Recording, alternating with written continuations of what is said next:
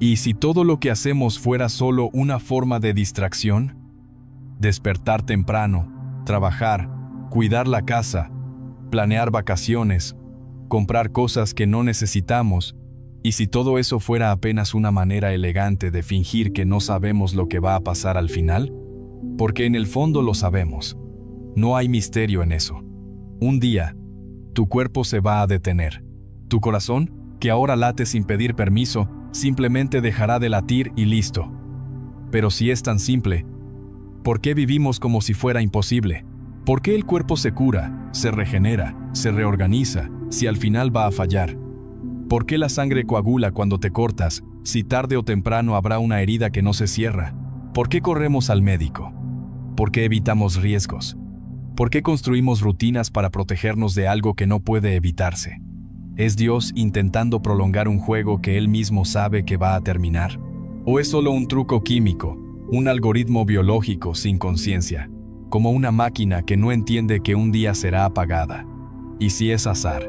¿Y si no hay ningún porqué? ¿Solo un cuerpo reaccionando porque así fue moldeado por la selección natural? Escribimos libros, plantamos árboles, tenemos hijos, ¿pero de verdad es para dejar algo al mundo? ¿O es porque el silencio absoluto de la muerte es tan insoportable que necesitamos fabricar ecos de nosotros mismos aún sabiendo que también van a desaparecer? Y entonces llega la pregunta más incómoda. Si nada resiste, ¿por qué luchar? ¿Por qué comer hoy si mañana volveremos a tener hambre? ¿Por qué levantarse de la cama si al final el cansancio siempre gana? ¿Por qué seguir respirando si cada respiración es un paso más cerca de la última? Tal vez la respuesta sea tan simple que nos negamos a aceptarla. No es que queramos vivir, es que no conseguimos concebir lo que significa no estar aquí. ¿Sabes qué es lo extraño? Tú no mandas en tu propio cuerpo.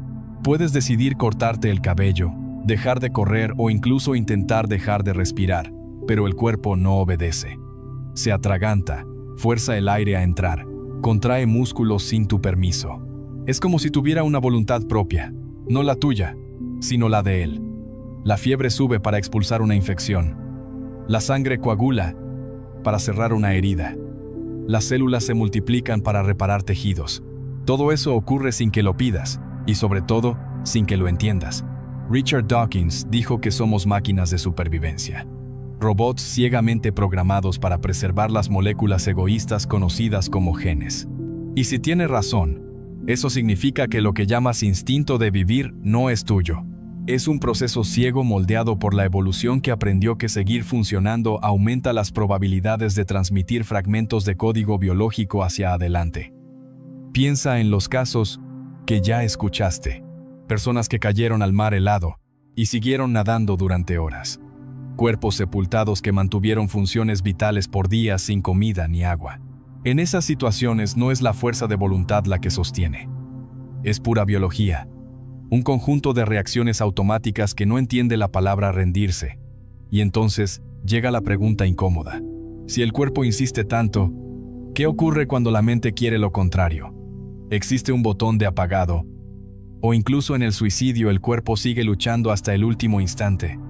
La ciencia muestra que sí. Personas que intentan ahogarse instintivamente contienen la respiración. Luego tragan agua. Pero el cuerpo sigue luchando hasta que el oxígeno se acaba.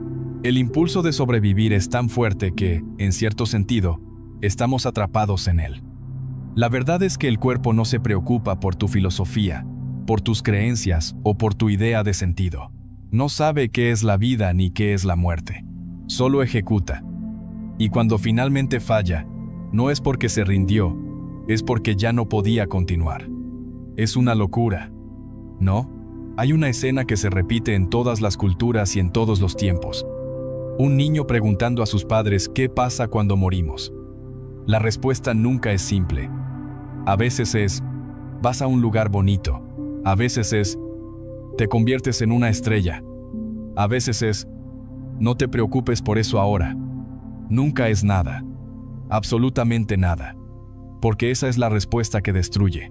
Ernest Becker, en La negación de la muerte, dijo que la conciencia de la muerte es como un veneno lento.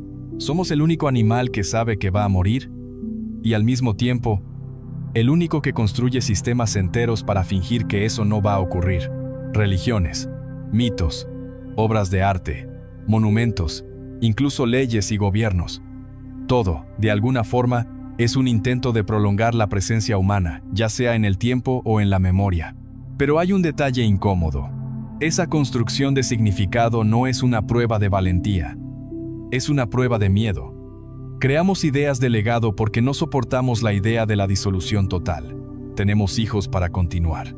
Escribimos libros para ser recordados, como si de algún modo eso burlara la sentencia final. El cerebro funciona como un sensor obsesivo que filtra y distorsiona la realidad para que podamos vivir con ella. Piensa en las guerras, casi siempre justificadas como defensa de valores o protección de la patria. En el fondo son intentos colectivos de inmortalizar una visión del mundo, porque aceptar que muera con nosotros es aceptar que nada de lo que hicimos importa. ¿Y qué ocurre cuando alguien se niega a participar en esta farsa?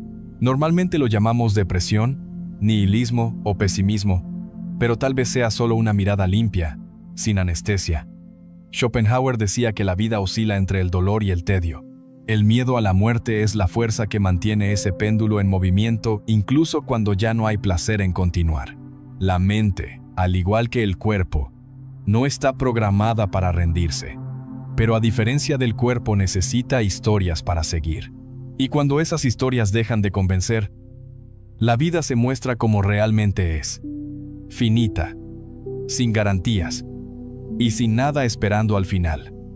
Ninguna cultura entierra a sus muertos solo para eliminar el olor. El entierro, la ceremonia, las palabras frente al ataúd existen más para los vivos que para quien es sepultado. Es la forma más sofisticada de decir no se acabó. Y a esta negación organizada se le dio un nombre: Dios. Desde que la especie humana comenzó a enterrar cuerpos, también empezó a construir relatos sobre lo que sucede después. El hombre prehistórico que veía el cuerpo frío, pero aún soñaba con el rostro del muerto por la noche, inventó mundos invisibles donde la vida continuaba. A partir de ahí se multiplicaron los cielos, los paraísos, las reencarnaciones, los juicios y los purgatorios.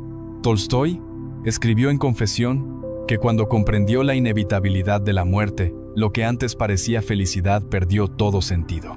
Su salida, como la de millones antes y después de él, fue encontrar en la fe un puente sobre el abismo.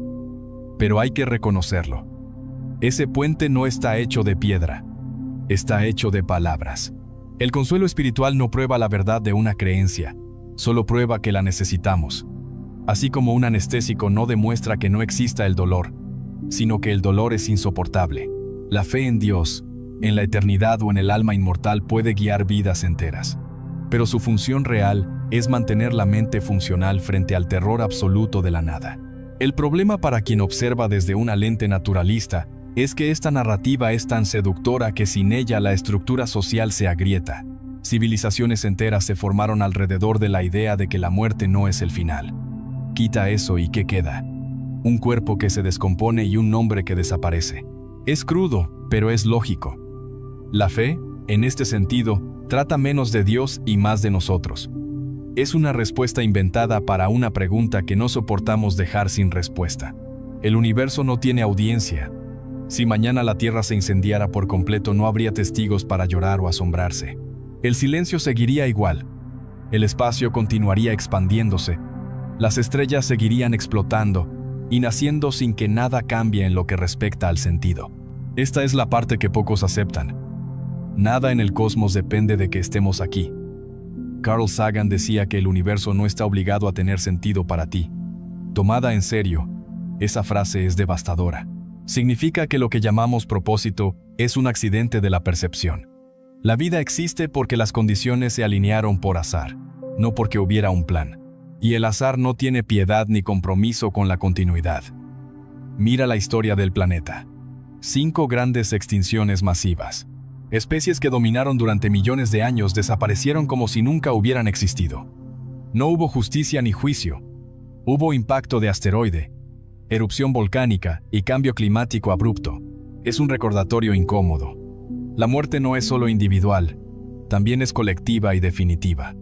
La visión cosmológica naturalista no deja espacio para negociar. No hay misión, no hay destino. Hay una secuencia de eventos gobernados por leyes físicas sin intención. Y si aceptamos esto hasta el final, queda claro, la muerte no es un error, es la regla. La vida es la excepción, un destello improbable en un mar de materia indiferente. Esta indiferencia cósmica no es hermosa ni inspiradora. Es solo el escenario donde todo ocurre. No hay aplausos cuando nacemos, ni silencio respetuoso cuando morimos. Solo está el mismo universo, como siempre fue y como siempre será. Hay un momento en el que el cuerpo sigue vivo, pero la vida ya terminó. No es poesía, es fisiología. Los músculos aún responden, los órganos aún funcionan, pero aquello que daba sentido ya fue arrancado. Es el cuerpo inmóvil en una cama de hospital, escuchando voces que no comprende. Es la vejez que roba la vista, el oído y la memoria hasta que solo queda el acto mecánico de existir.